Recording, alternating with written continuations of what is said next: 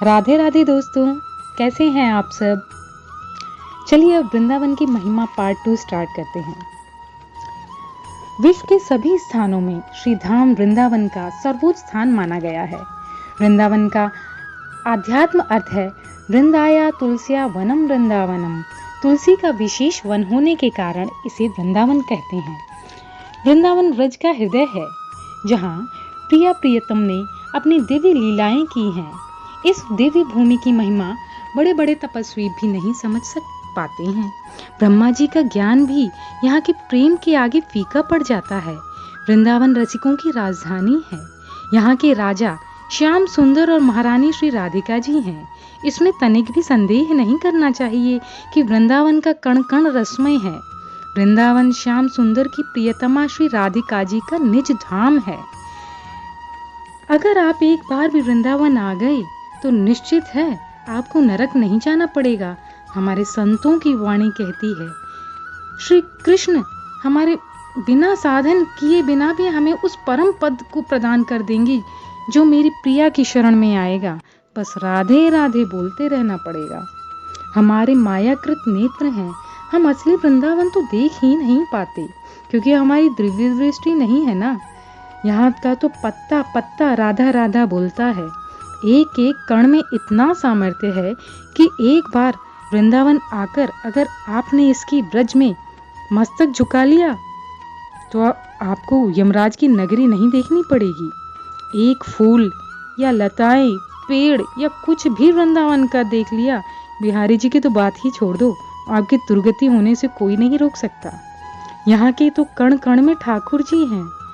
आप जो वृंदावन में सांसें लेते हो वो भी बिहारी जी के चरणों को स्पर्श करके आती हैं। जब राधा रानी याद करती हैं ना, तभी हम वृंदावन जा सकते हैं, नहीं तो हमारे तो मायाकृत नेत्र हैं। हमारा मन तो बस पिकनिक मनाने या आउटसाइड फॉरेन, गोवा, पार्टी शार्टी ये सब करने को करता है। मानव बुद्धि तो कभी सोच ही नहीं सकती कि हम वृंदावन जाएं। सभी धामों से ऊपर है ब्रज धाम और सभी तीर्थों से श्रेष्ठ है श्री वृंदावन धाम। इसकी महिमा का बखान एक प्रसंग में आता है। जब भगवान नारायण ने प्रयाग को तीर्थों का राजा बना दिया, अतः सभी तीर्थ प्रयागराज को कर देने आते थे। तब एक बार नारद जी ने प्रयागराज से पूछा, क्या वृंदावन भी आपको कर देने आता है? तीर्थराज ने नकारात्मक उत्तर दिया। तो नारद जी बोले, फिर आप तो तीर्थराज कैसे हुए? इस बात से दुखी होकर तीर्थराज भगवान के पास पहुंचे। भगवान ने प्रयागराज के आने का कारण पूछा। तीर्थराज बोले, हे प्रभु, आपने मुझे सभी तीर्थों का राजा तो बना दिया है। सभी तीर्थ मुझे कर देने आते हैं, लेकिन श्री वृंदावन कभी कर देने नहीं आए, अतः मेरा तीर्थराज होना अनुचित है। भगवान ने प्रयागराज से कहा, हे तीर्थराज, मैंने तुम्हें सभी तीर्थों को राजा बनाया है, अपने निज ग्रह का स्वामी नहीं बनाया। वृंदावन धाम मेरा घर है। यह मेरी प्रिया जी किशोरी जी का विहार स्थली है। यहाँ के अधिपति तो वो ही है मेरी राधा रानी। मैं भी सदा वहीं निवास करता हूँ, वह तो आपसे भी ऊपर है। एक बार अयोध्या जाओ, 2 बार द्वारिका, 3 बार जाके त्रिवेणी में नहाओ, 4 बार चित्रकूट, 9 बार नासिक, 12 बार जाके बद्रीनाथ घूम आओ, कोटि बार काशी, केदारनाथ, रामेश्वरम, गया, जगन्नाथ, चाहे जहाँ जाओगे होंगे प्रत्येक जहाँ दर्शन श्यामा के। वृंदावन सा कहीं आनंद नहीं पाओगे। वृंदावन की छवि प्रतिक्षण नवीन है। आज भी चारों ओर आराध्य जी की आराधना और इष्ट की उपासना के स्वर हर क्षण सुनाई देते हैं।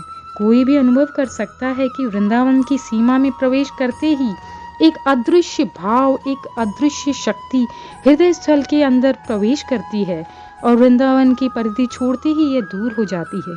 कभी भी आप वृंदावन एक बार जाके देखो, आपके मुंह से अपने आप ही राधे राधे राधे राधे निकलता ही रहेगा, और जैसे ही वृंदावन को छोड़ोगे वैसे ही राधे राधे निकलना बंद हो जाएगा। कभी भी आप जाके अनुभव करना। जिस प्रकार श्रीमद् भगवत गीता को श्री कृष्ण का वांदेमय स्वरूप कहा गया है, तद् ब्रज वृंदावन धाम भी श्री कृष्ण का ही स्थूल साक्षात स्वरूप है। पुराणों में कहा गया है, यह 5 योजन विस्तार वाला वृंदावन मेरा मतलब श्री कृष्ण का ही स्वरूप है। इससे यह बात निश्चित हो जाती है कि श्री कृष्ण और उनका यह प्रेममय रसमय चिन्मय धाम दोनों अभेद हैं। वृंदावन धाम को श्री कृष्ण ने स्वयं अपने श्री मुख से अपना श्री विग्रह कहा है। जय श्री कृष्ण राधे। आशा करती हूँ आपको